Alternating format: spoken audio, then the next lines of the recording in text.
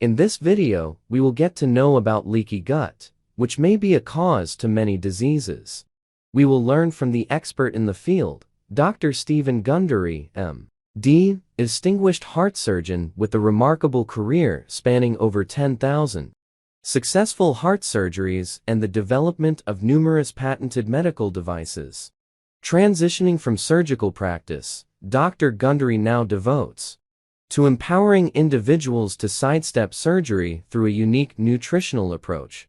As a New York Times best-selling author, Dr. Gundry has authored influential works such as Dr. Gundry's Diet Evolution in 2008, followed by the bestseller The Plant Paradox: The Hidden Dangers of Healthy Foods That Cause Disease and Weight Gain in 2017, and the accompanying The Plant Paradox cookbook, published in 2018.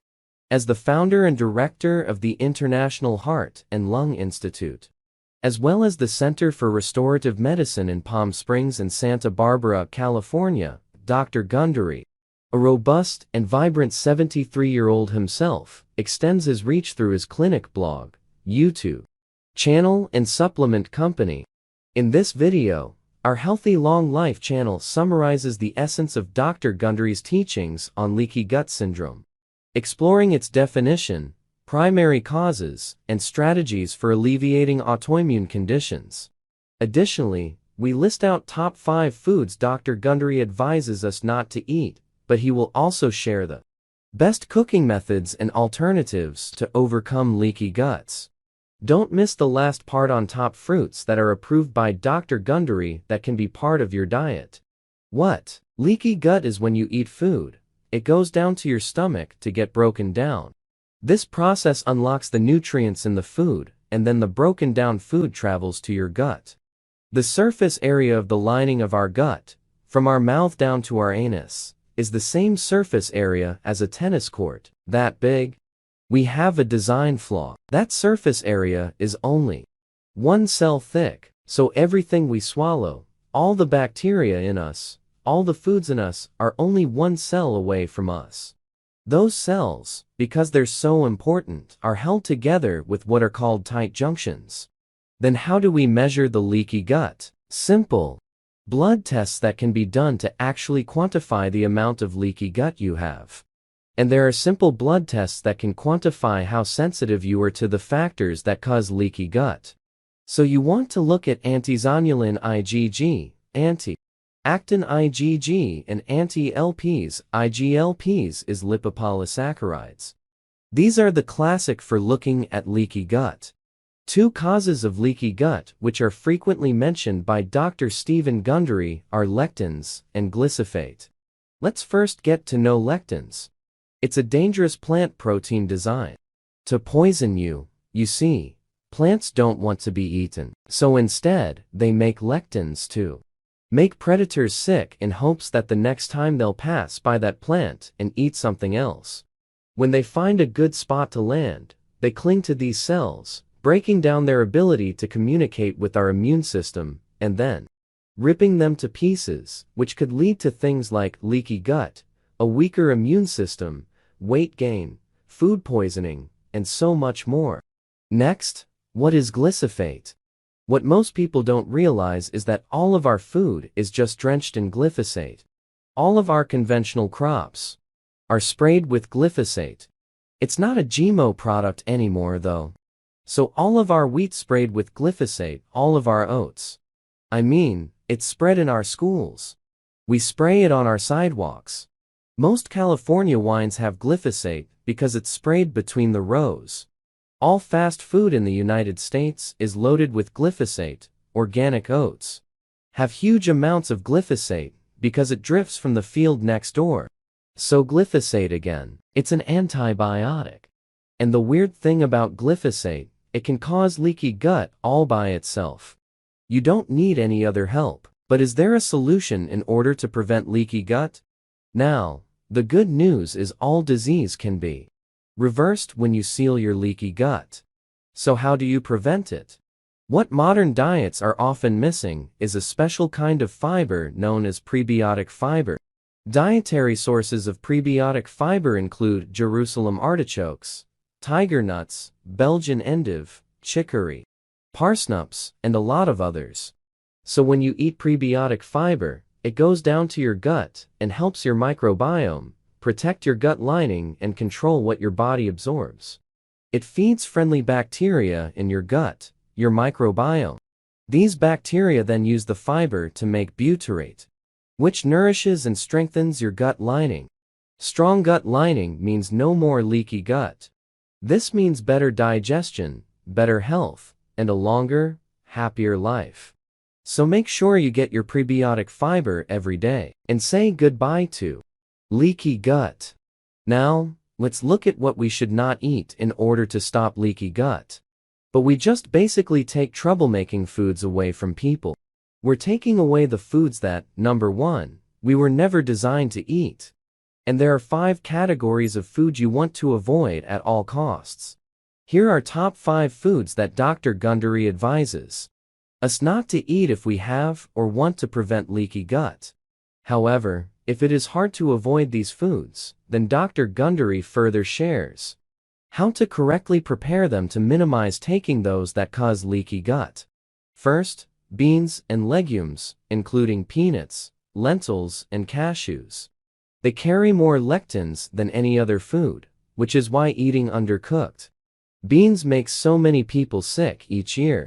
So skip them entirely, or, if you must, eat foods like lentils. Let's talk about how to prepare beans. So step 1. Soak the beans in 2 changes of water. 3. To be safe, change it out every couple of hours. Or better yet, do it overnight, or even 24 hours. The water starts removing the lectins because some of them leach out into the water. So next you put the beans in the pressure cooker along with salt, pepper, and oil. You can pressure cook lentils. There's several companies that pressure cook beans and lentils. Eden brand is one of them. Another one is called Jovial. Besides pressure cooking, you can also ferment the beans. The Incas didn't just cook quinoa.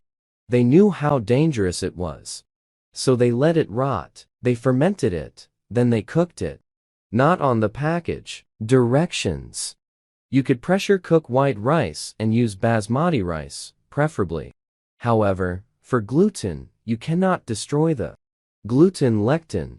With high heat and high pressure cooking, it will not break. And so that's why you see on my list, do not pressure cook wheat, rye, barley, and oats. It will not work out of grains. Millet and sorghum are ancient grains that are lectin-free and gluten-free, so use millet or sorghum.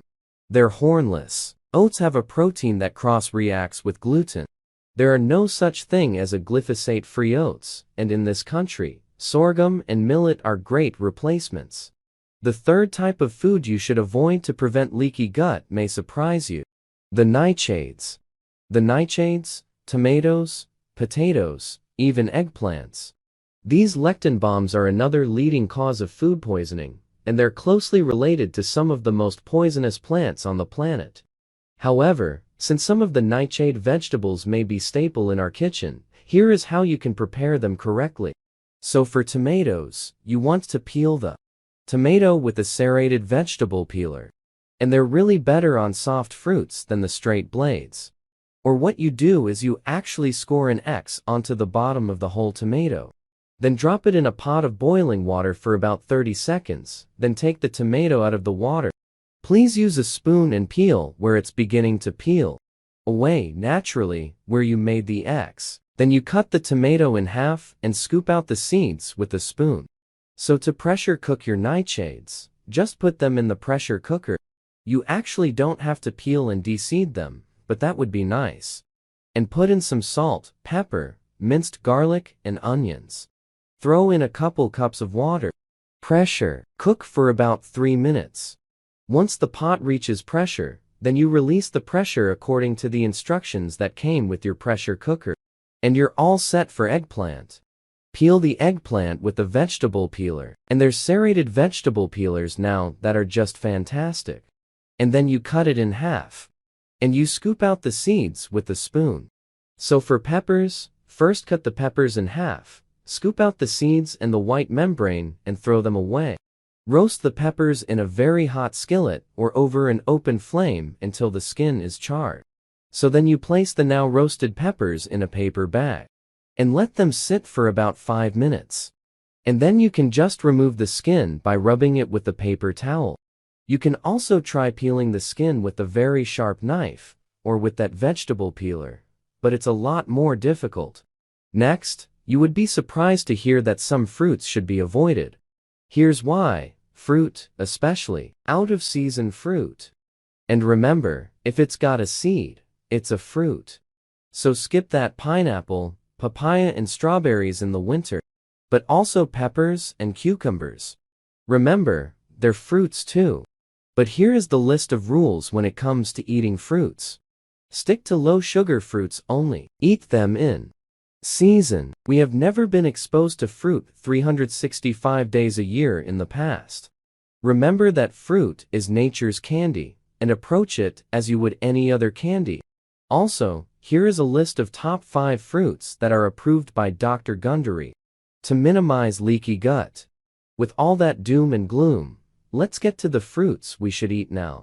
Berries, particularly raspberries and blackberries, really top the list. If you're going to get blueberries, get the frozen wild mountain blueberries or the small ones. Now there is a fruit that you can eat year-round, and that's an avocado. An avocado is actually a single-seeded berry. And the good news about an avocado is that it's mostly monounsaturated fat and fiber-soluble fiber. Mulberries may be one of the best high polyphenol fruits there are. They are low sugar. They are prized in Middle Eastern and Asian foods. Because of their potent health benefits, they once again only last for a very short period of time, and during that time, they're perfectly safe to eat. Kiwi. Now, a trick is eat it with the skin, cut the ends off, and eat it like an apple. You will actually get tremendous polyphenol benefit out of that skin, and it'll take you just one time to get used to the hair, but it will become an enjoyable experience. So kiwi is actually one of the lowest, sugar-containing fruits. Finally, pomegranate seeds. Pomegranate seeds contain a really cool omega fat and have tremendous ability to uncouple and protect mitochondria.